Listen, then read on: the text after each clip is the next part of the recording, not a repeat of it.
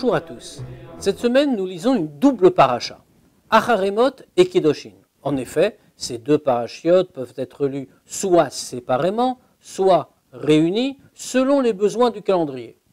Cette année, nous les lisons dans la même semaine. Mais ce qui va retenir plus particulièrement notre attention se trouve tout à fait au début de la première des deux parachiotes, celle de Acharé.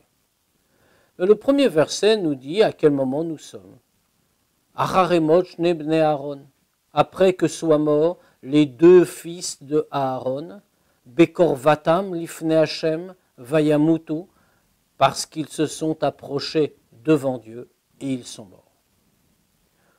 Souvenons-nous de l'histoire. Que s'est-il passé? C'était au moment de l'inauguration du Mishkan, du sanctuaire construit par les Juifs dans le désert. Alors nous avons vu les deux fils d'Aaron s'approchaient, entrer dans le Mishkan. Et nous les avons vus alors à ce moment-là mourir de manière étrange. Leurs vêtements sont restés intacts, leurs corps sont restés intacts, mais nous a précisé Rashi à ce moment-là, c'est leur âme qui les a quittés. Aaron ne dit rien, il a supporté la nouvelle de cette mort, il l'a supporté de la manière la plus stoïque, sans réaction. Et Moshe, son frère Moïse, a entrepris de le consoler. Il lui a dit, Aaron mon frère, je savais que notre maison serait honorée, Dieu me l'avait dit, mais je pensais qu'elle serait honorée par toi ou par moi. Mais je vois que ces deux-ci, tes deux enfants, ceux qui sont morts, Nadav et Avihu, je vois que tes deux enfants sont encore plus grands que toi et moi.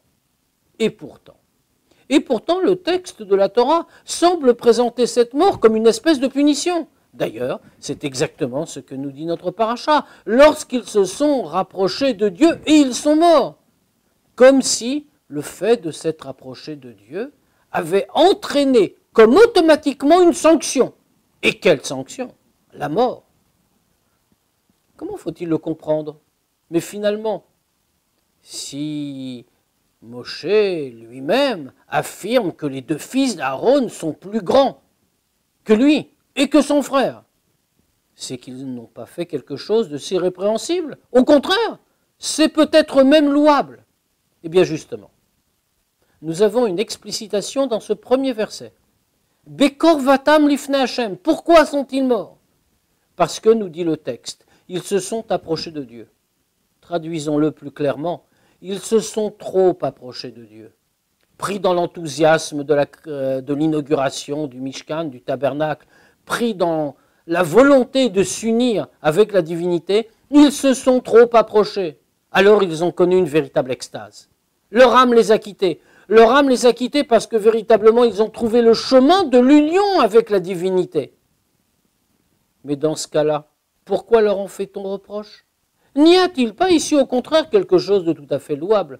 Enfin, n'importe lequel d'entre nous souhaiterait s'unir à Dieu, n'importe lequel d'entre nous souhaiterait pouvoir se détacher quelque peu du monde matériel, s'unir véritablement au spirituel. Pourquoi dit-on alors? Pourquoi laisse-t-on comprendre que les fils d'Aaron ont fait quelque chose sur lesquels on peut poser question? Bien justement, c'est ce que l'on veut nous dire ici. C'est une erreur. Pourquoi est-ce une erreur? Parce que qu'est-ce que c'est que la volonté de Dieu? La volonté de Dieu est-elle qu'on dédaigne le matériel? La volonté de Dieu est-elle qu'on se consacre uniquement au spirituel, que le but ultime ce soit finalement de se détacher des contraintes du monde et de s'unir à lui uniquement? Non. La volonté de Dieu est qu'on fasse pour lui dans ce monde un endroit où il va demeurer. La volonté de Dieu est qu'on spiritualise ce monde, qu'on le raffine, qu'on ne l'abandonne pas, qu'on l'élève. Les fils d'Aaron, Nadav et Avihu, ont commis cette erreur-là. Ils ont pensé qu'ils pouvaient se détacher du monde et servir Dieu uniquement en spirituel. Ils ont oublié par là le but même de la création, celui que nos sages désignent comme la réalisation de la Dira Batartonim, la demeure divine, en bas, au plus bas des degrés de ce monde. Et oui, ils l'ont oublié. Alors Veyamutu, ils sont morts, et on nous rapporte l'histoire.